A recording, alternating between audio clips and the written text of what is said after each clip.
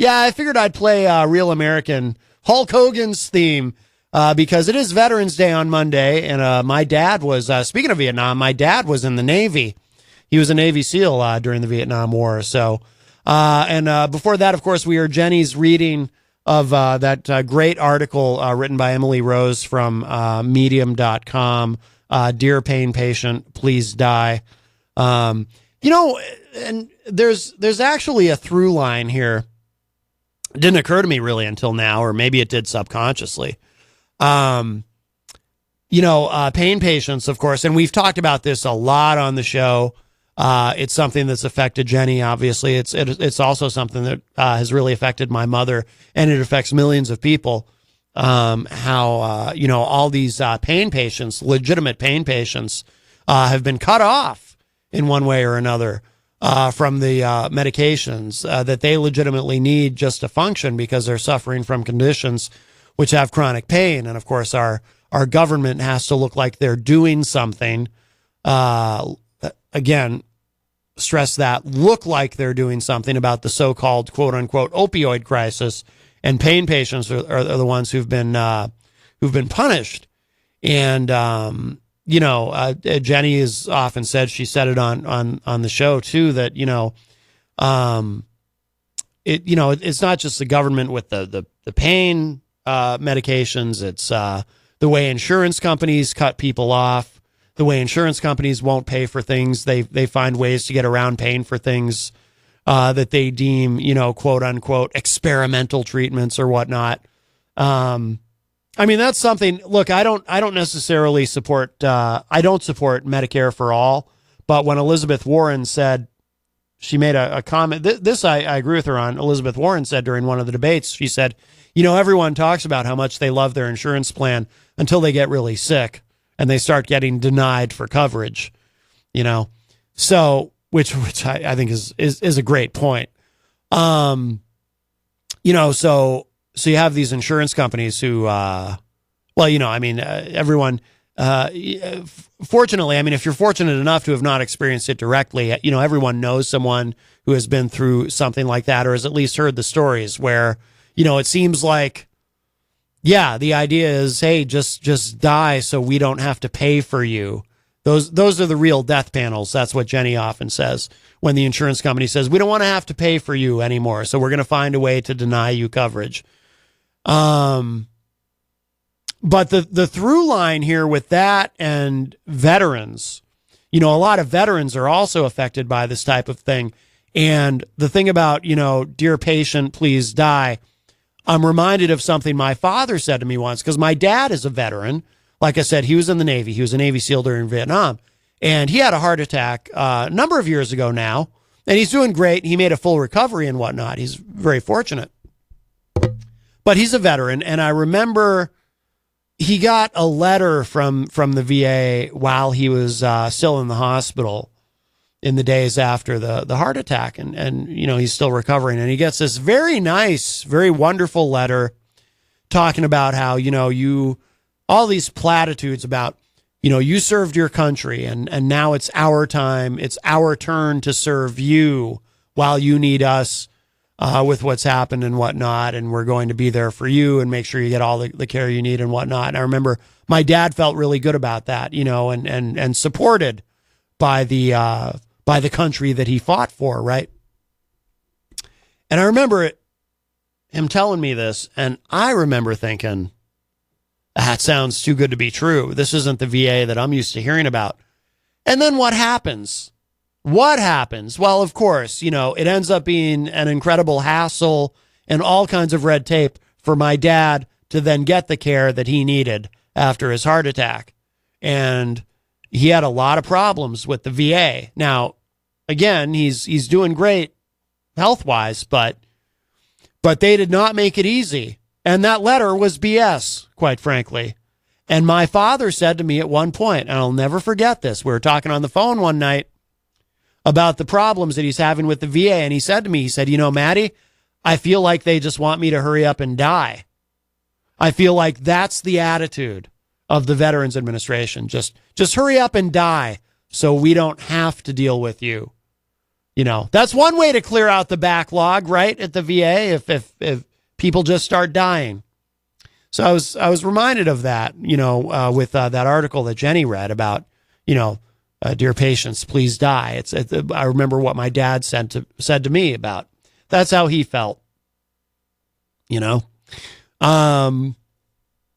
it's all shameful. And look, I say this all the time, and as far as healthcare goes, and I do believe healthcare is a right. It's a human right. I firmly believe that. And, we can have all the discussions about Medicare for all who want it, which I think is Mayor Pete's plan. I support something more like that. I think everyone should have access to adequate or preferably better than adequate healthcare. But I have sort of a guiding principle that I use in terms of how I think about this. I always say this, because there's, of course, all the naysayers who say, well, you can't cover everybody. There's no way. And it's impossible to afford it and this and that. And we can't adopt a system like Canada has or somebody else has. We just can't do it. We don't have the resources and this and that. And I always say BS. And this is the underlying principle with which I approach all of this in terms of how I think about it. We live in the United States. We live in the most prosperous, most innovative, most successful country in the history of the world.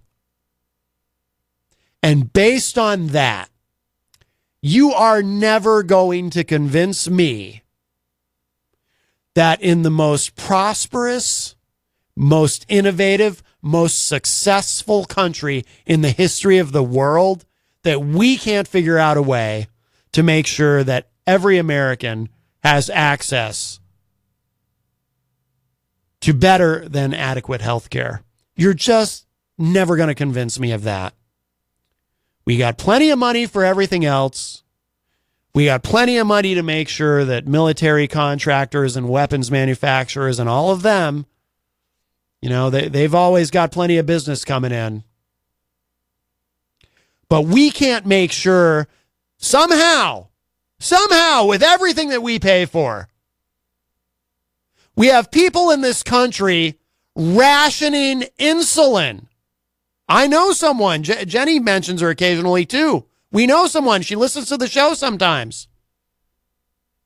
And this is a widespread problem. We have people, think about this, in the most prosperous, most innovative, most successful country, the richest country in the history of the world, and we have Americans rationing insulin because they can't afford it anymore. That is happening in this country, the richest country in the world. We have people rationing their insulin, putting their lives at risk. So I'm sorry, but I'm just not, when I hear people say, oh, Matt, there's just no way to fix all of this. We just can't afford it. We just don't have the resources. There's just no way to get it done. Sorry. No, I don't accept that. And neither should you. And shame on all of you who do, quite frankly. Because it's BS. I'm not saying you have to support Medicare for all. I'm not saying you have to support Elizabeth Warren's plan. I don't support Elizabeth Warren's plan. I'm not in favor of upending the entire, what is it, 1/7 of the American economy? I'm not in favor of upending and disrupting the entire healthcare sector of the economy or putting insurance companies out of business. I don't even begrudge, like when I hear people say, somebody like Elizabeth Warren say, oh, the insurance companies with their billions of dollars in profits. Great, they're making billions of dollars in profits. That in and of itself is not a problem for me. I don't mind. It's business. They should make money. They're making profits. Great. And you got to be profitable to continue to do research and development and all that. I got no problem with that. I don't support killing off the insurance companies and putting everything under the umbrella of the government. I don't. But I'll tell you what I do support. I do support some sort of public option, and I do support something that makes sure that every American has access to health care, because it is a right. There's no excuse for it not being a right. I used to kind of think, I'll admit, there was a time I was kind of in that mindset of, well, you know, maybe not everyone can get it. Maybe some people just have to settle for going to the emergency room. You know, you can't make everything perfect for everybody. Some people are going to fall through the cracks. I used to kind of be in that mindset myself. And I woke up and I said, no, not in the United States. Not in the United States. You know, every other modern industrialized country figures out a way to do better. Why is it that when it comes to this one thing, when it comes to healthcare, which affects all of us existentially, quite frankly, why is it when it comes to this one thing, our standards and our expectations are so low, where it's so easy for so many people to just kind of shrug it off and say, well, sorry. You know, what are you going to do? Can't help everybody. Not everybody. I guess not everyone, even people who, you know, used to be able to get the insulin they needed, and now they can't because the price skyrocketed. You just can't help everybody. What are you going to do? It's capitalism, right? It's the dark side of capitalism. It's not perfect. Some people are going to suffer and die needlessly. That's okay. It's not okay. It's not okay. Not in the United States. Not in the richest country on earth, in the history of the world. It's not okay. It's not acceptable. Why do so many people are just okay with it? And you know what happens too? And it's so predictable. It's human nature. A lot of people are okay with it until something goes wrong. And then they realize how messed up the whole thing really is. Right? Whether it's, you know, now, you know, they couldn't afford insurance, and then something goes really wrong health-wise, and now they're wishing they had insurance. And it's not that they were irresponsible and decided not to have insurance. It was that they just literally could not afford it. Or they have insurance, and they're so happy with their insurance. Their insurance is great. They got a great job with a great insurance plan, and then something goes wrong. And their insurance company says, oh, you need this life-saving treatment? Oh, sorry. I mean, we're glad you're happy with your insurance and everything, but we found an excuse to deny you coverage. Why do we as a country accept any of this? You know? I mean, I'm sorry. We might have to spend a little bit less on guns and bombs and weapons technology to make sure everyone can have access to health care. I'm okay with it. We already spend, think about you know how much, I mean, I don't know the numbers, and I'm not good at math. I'm not going to get into hard numbers, but does everybody realize that every year, this has become a point of controversy, especially in the last few years in a lot of cities, but every year, there are cities in this country that receive, you know, military grade weaponry, like the Bearcat, for example. Some people were, I don't know what ended up happening, if in Concord they did get the Bearcat or not, but you have cities that get this surplus military hardware. Like, you know, like, I guess maybe there are some cities that need to have tanks that can roll on a moment's notice if a riot breaks out. I don't know. But our government spends so much on all this stuff because that's how the military-industrial complex works, because war is our greatest export in this country. We spend so much on that we end up having more than we need. And so some of that military hardware is then given to police departments around the country. That's how much we spend on that. So apparently, we just have money to burn. And there is no such thing as fiscal conservatism anymore. That's dead. We've talked about that a lot on the show. Any politician who tells you, oh, I'm a fiscal conservative, they're liars. There literally is no such thing. So since we're not worried about debts and deficits, why are we worried about spending enough money to make sure everyone can get their damn insulin? Why is that some barrier that we just can't figure out a way through? Can't figure out a way to fix that. It's obscene. And it's just shameful that we accept that.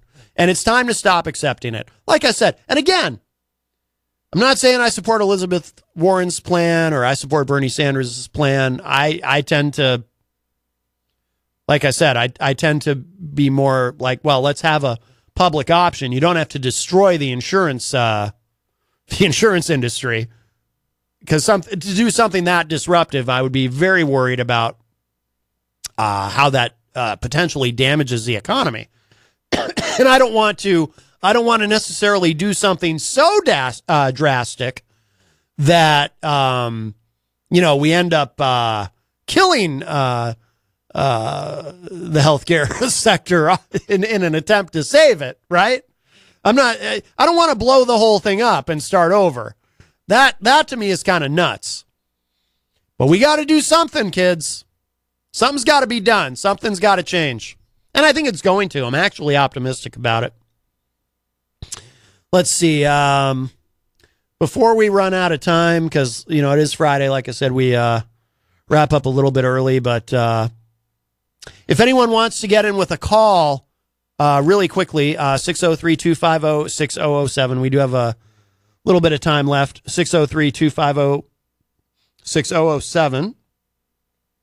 There is a lot in the Facebook live chat. Let me just, we'll address some of these comments. Wow, there's a lot here. Oh, hello to Carol Robideau, who joins us in the Facebook live chat. Carol Robideau, of course, from Manchester Inklink, which is a great site.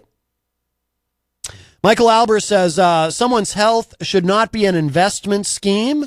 Whether or not someone gets sick should not be something people can gamble on. I agree. Replying to Michael, Brian Mackey says, or take money from to pay for something else, like my Social Security.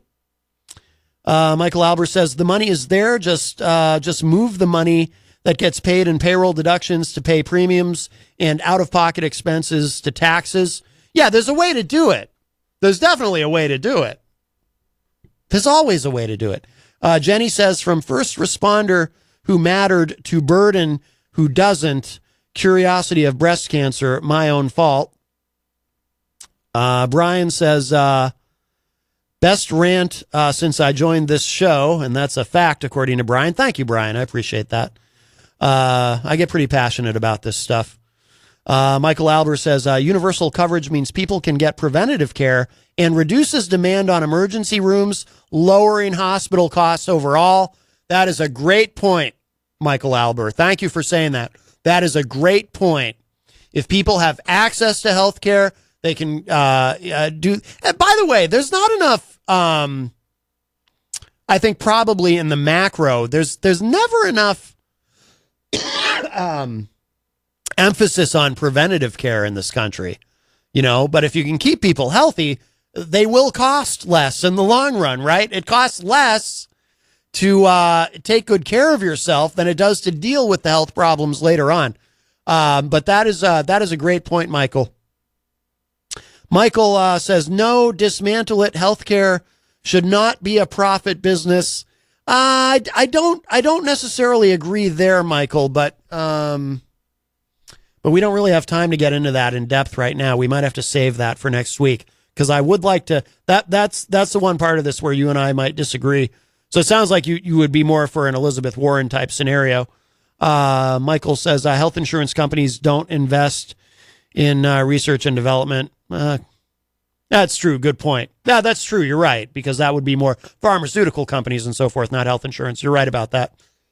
Oh, boy. Good thing we're almost out of time because I'm really starting to cough. Speaking of health, I just have a cold. Michael says healthcare being a profit business is about as unethical as a privatized prison system. Well, I do agree about private prisons. Absolutely. Mike Pelopita agrees. Hello, Mike. Brian says it's low because our government can't wide their ass without having $1 million meeting. Oh, what? It's supposed to be wipe. Without having $1 million meeting to then come up with nothing, both sides. I do agree with that, Brian. And sell off the military graveyards. Yep. Michael says war never changes. They're preparing for when the poor to middle class eventually get sick of it all and rise up against the rich. Leave the past behind. Kill it if you have to. So there you go. A lot of great comments in there.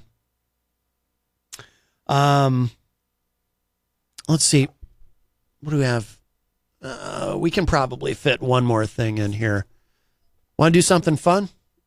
I had something fun ready. See if I can pull that up real quick. Oh, yeah. You know what it was?